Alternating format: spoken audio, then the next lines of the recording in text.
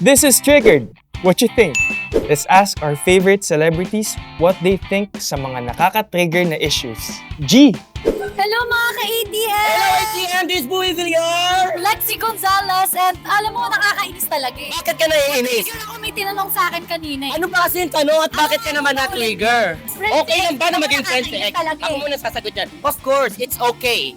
For me. Kasi I love peace and I love unity. And that's all, and I thank you. Grabe, kinalingan mo naman masyado yung sagot. In English ko lang.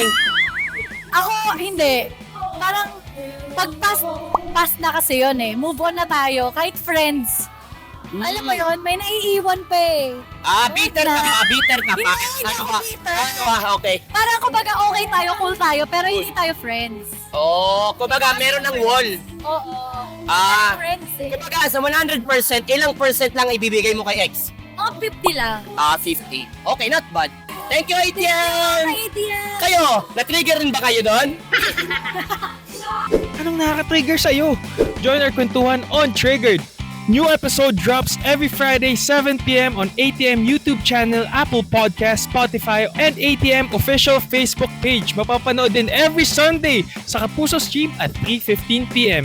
And don't forget to like, share, and subscribe.